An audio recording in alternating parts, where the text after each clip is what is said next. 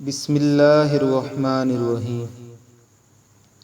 اللہم صلی علی محمد وعلی آل محمد کما صلیت علی ابراہیم وعلی آل ابراہیم انک حمید مجید اللہم بارک علی محمد وعلی آل محمد کما بارکت علی ابراہیم وعلی آل ابراہیم انک حمید مجید۔ سب سے پہلے ہمارے چینل کو سبسکرائب کریں اور بیل آئیکن پر کلک کریں تاکہ ہماری ویڈیوز آپ کو بر وقت ملتی رہیں۔ قرآن مجید سے پہلے حضرت محمد صلی اللہ علیہ وسلم اور صحابہ کرام کا تذکرہ دوسری آسمانی کتابوں میں موجود تھا۔ عطار بن یسار کہتے ہیں کہ میں حضرت عبداللہ بن عمرو بن عاص رضی اللہ عنہ سے ملا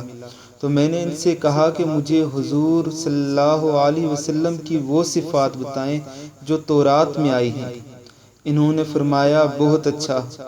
خدا کی قسم تورات میں بھی آپ کی وہی صفات بیان ہوئی ہیں جو قرآن مجید میں ہیں۔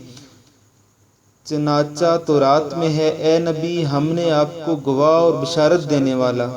اور ڈرانے والا اور امیوں کی حفاظت کرنے والا بنا کر بھیجا۔ آپ میرے بندے اور میرے رسول ہیں۔ میں نے آپ کا نام متوکل رکھا ہے۔ نہ آپ سخت گو ہیں نہ سخت دل، نہ بازاروں میں شور کرنے والے ہیں اور نہ آپ برائی کا بدلہ برائی سے دیتے ہیں، بلکہ آپ عفو و درگزر سے کام لیتے ہیں، اور اللہ تعالیٰ کو آپ کو اس وقت دنیا سے اٹھائیں گے جب کہ لوگ لا الہ الا اللہ کہہ کر تیرے دین کو سیدھا کر لیں گے۔ ان کے ذریعے سے اللہ تعالیٰ اندھی آنکھوں کو اور بہرے کانوں کو اور پردہ پڑے ہوئے دلوں کو کھول دیں گے۔ حضرت وہب بن منبع رضی اللہ عنہ بیان فرماتے ہیں کہ اللہ تعالیٰ نے زبور میں حضرت داؤد علیہ السلام کو یہ وحی فرمائی کہ اے داؤد تمہارے بعد عنقریب ایک نبی آئے گا جس کا نام احمد اور محمد ہوگا، وہ سچے اور سردار ہوں گے، میں ان سے کبھی ناراض نہ ہوں گا نہ ہی وہ مجھ کو کبھی ناراض کریں گے، اور میں ان کو اگلی پچھلی تمام لغزشیں کرنے سے پہلے ہی معاف کر دی ہیں، یعنی میں نے ان کو اگلی پچھلی تمام لغزشیں کرنے سے پہلے ہی معاف کر دی ہیں۔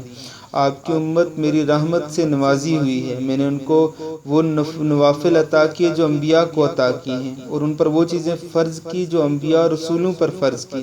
حتیٰ کہ وہ قیامت کے دن میرے پاس اس حال میں آئیں گے کہ ان کا نور انبیاء کے نور جیسا ہوگا۔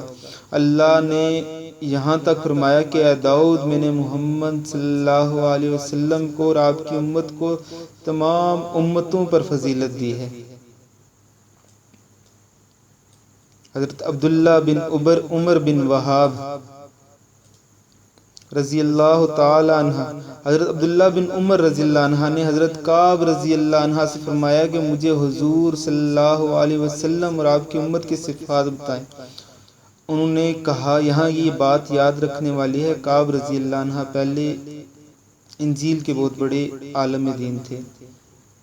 انہوں نے فرمایا کہ میں اللہ کی کتاب تورات میں ان کی یہ صفات پاتا ہوں کہ احمد علیہ السلام اور ان کی امت اللہ کے خوب تعریف کرنے والے ہیں، اچھے برے ہر حال میں الحمدللہ کہیں گے، اور چڑھائی پر چڑھتے ہوئے اللہ اکبر کہیں گے، نیچائی پر اترتے ہوئے سبحان اللہ کہیں گے، ان کی اذانیں آسمانی فضا میں گونجیں گی، وہ نماز میں ایسی دھیمی آواز سے اپنے رب سے ہم کلام ہوں گے جیسے چٹان پر شہد کی مکھی کی بنبناہٹ ہوتی ہے، اور فرشتوں کی صفوں کی طرح ان کی نمازوں میں صفیں ہوں گی۔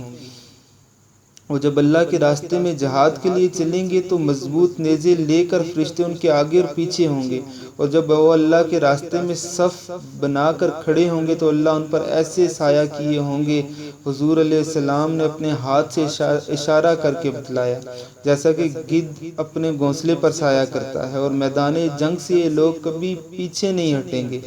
حضرت کعب رضی اللہ تعالی عنہ سے اسی جیسی ایک اور روایت بھی منقول ہے جس کا مضمون یہ ہے کہ ان کی امت اللہ کے خوب تعریف کرنے والی ہوگی، ہر حال میں الحمدللہ کہیں گے، ہر چڑھائی پر چڑھتے ہوئے اللہ اکبر کہیں گے، اپنی نمازوں کے اوقات کے لیے سورج کا خیال رکھیں گے، اور پانچوں نمازیں اپنے وقت پر پڑھیں گی اگرچہ کوڑے